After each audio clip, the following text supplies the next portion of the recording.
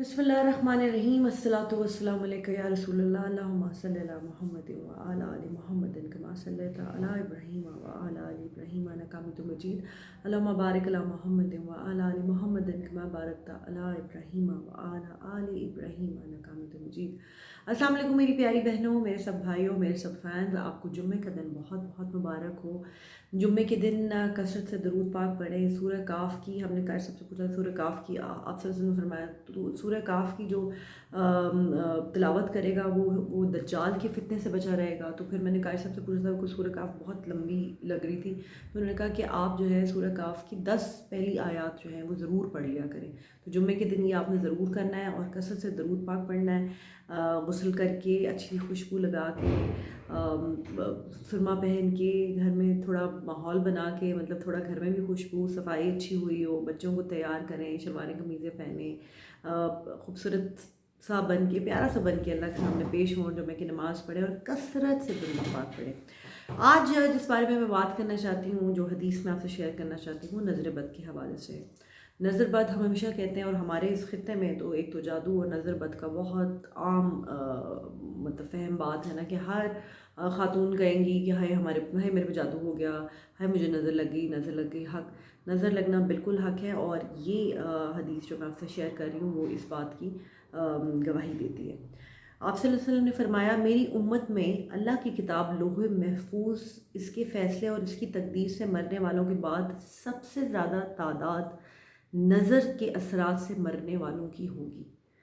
तो आप ये सोचें कि नज़र बद कितनी ही ख़तरनाक है, कि अगर आप किसी की बुरी नज़र जो है उसकी उसकी वजह से आप इवन मतलब आपको ये कब्र में भी ले जा सकती है। तो कोशिश किया करें बच्चों के ऊपर, बच्चों को जब देखें प्यार से देखें, और जहाँ भी जाएं कोशिश करें ज़्यादा नुमाइश ना करें चीज़ों की, ताकि आप नज़र से महफूज रहें। और सदक़ात देते रहा करें। सदका जो है वो मौत को भी टाल देता है। खैरात सदक़ात अपने बच्चों की, अपनी अपनी फ़ैमिली की, जो आपके बुज़ुर्ग घर इस दुनिया से चले गए उनके नाम के सदक़ात ही उन तक पहुँचते हैं, तो वो ज़रूर देते रहा करें। एक और हदीस में आप सल्लल्लाहु अलैहि वसल्लम फरमाते हैं, नज़र बद सिर्फ इंसानों ही को मुतासिर नहीं करती, बल्कि इसकी हर जहर नाकी से जानवर और दीगर अशिया भी महफूज नहीं। इसकी हलाकत खेजी बयान करते हुए रसूलुल्लाह सल्लल्लाहु अलैहि वसल्लम ने फरमाया, नज़र बद आदमी को कब्र और ऊँट को हंडिया में दाखिल कर देती है। सो नज़र बद से बचना जो है वो बहुत ही ज़रूरी है।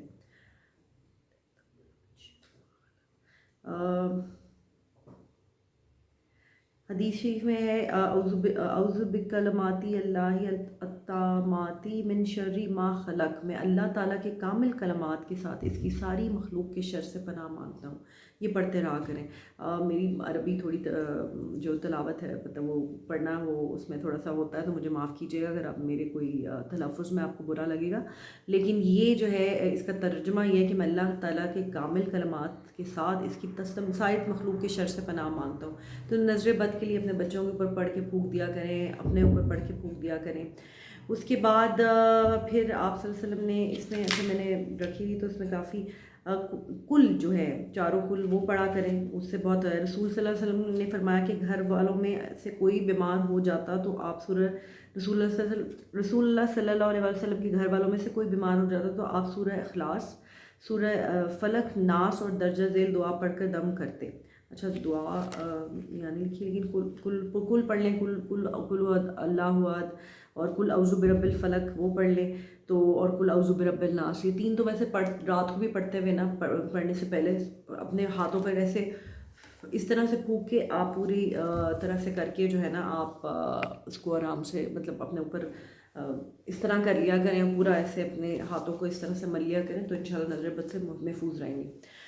नज़र बद जादू जादू जादू जो हम करते हैं, जादू बरहक है, लेकिन और आप सल्लल्लाहु अलैहि वसल्लम पर भी हुआ था, लेकिन आप अल्लाह की मर्ज़ी के बगैर कुछ नहीं होता। तो जब भी ऐसी कोई फीलिंग आपको हो तो आप बस अल्लाह सब चीज़ें अल्लाह के हवाले कर दें, 2 नफल पढ़ा करें कि अल्लाह ताला अगर मुझ पर किसी ने जादू किया है तो ये अल्लाह के आप सल्लल्लाहु अलैहि वसल्लम की सुन्नत है, और मैं अपने आप को आपके हवाले करती हूँ। आप इस असरात को मेरे से जो है वो ख़त्म कर दें, और कोशिश किया करें। बहुत अच्छे हमारे डॉक्टर साहब हमारी बात करते हैं, सर जावेद बात करते हैं, वो ये कोशिश ये किया करें कि हावी ना हो आपके ऊपर ये जो फीलिंग है ना, जो बचपन से हम सुनते हैं, हाँ ये जादू हो गया, जादू हो गया, जादू हो गया, जब तक کوئی بیسڈ کال آپ کو دے رہا ہے، جب تک آپ کال پک اپ نہیں کریں گے، آپ اپنے ذہن کو تیار کر لیتے ہیں کہ جی ہاں مجھ پہ جادو ہوا، تب تک کچھ نہیں ہوگا.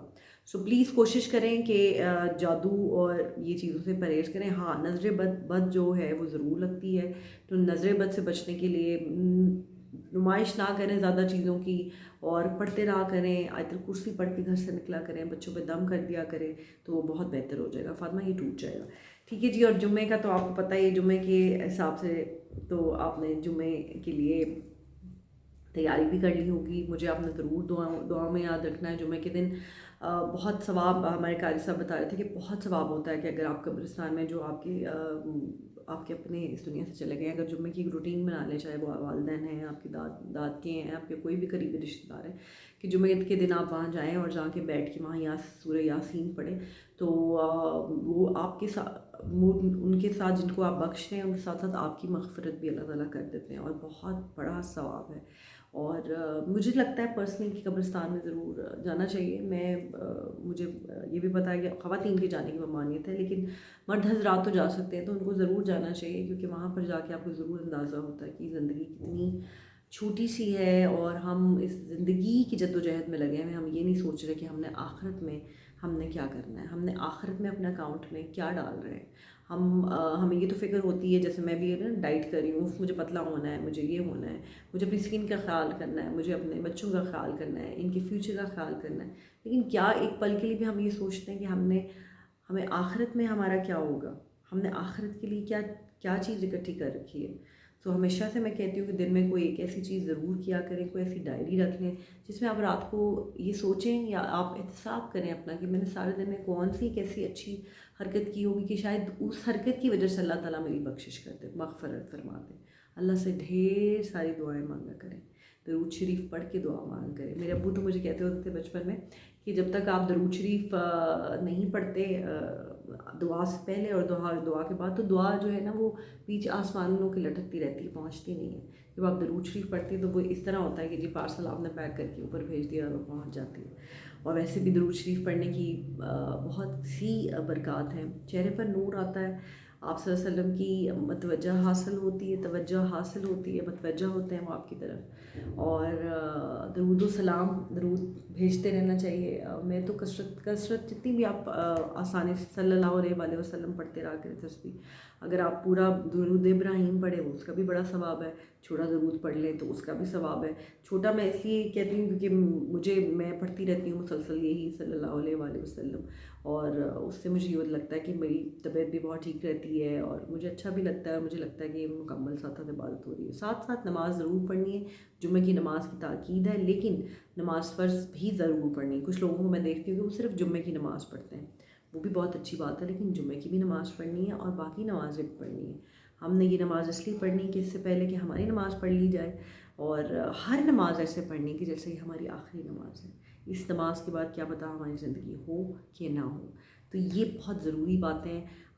میں آپ کو پریچ نہیں کر رہی کچھ، سب سے پہلے یہ میں کلیئرفائی کرنا چاہتی ہوں، کیونکہ میں خود ایک اسٹوڈنٹ ہوں، میں خود پڑھی ہوں، میں خود علم حاصل کر رہی ہوں. میں صرف ان بچوں کے لیے، مجھے آج بھی کسی بچے نے میسج کیا، آئی تھنک 22 ایئرز اولڈ اور some thing, is a student.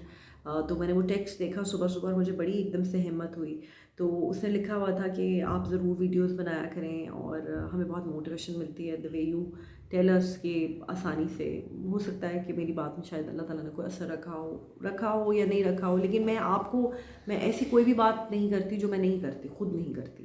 جو میں خود کرتی ہوں میں وہی بات آپ کو بتاتی ہوں. اور میں خود میرے سے بہت ساری غلطیاں ہوتی ہیں، میں روز اپنی توبہ کرتی ہوں، اللہ سے معافی مانگتی ہوں، آپ لوگوں سے بھی معافی مانگتی ہوں، اور ہر کسی سے معافی مانگتی ہوں اگر جن کا جانے انجانے میں نے دل دکھا دیا، یا جن کو لگتا ہے کہ میں صحیح طرح سے اسلام کو فالو نہیں کر رہی. لیکن مجھے یہ لگتا ہے کہ جس طرح سے میں سیکھ رہی ہوں وہ بہت اچھا سیکھ رہی ہوں.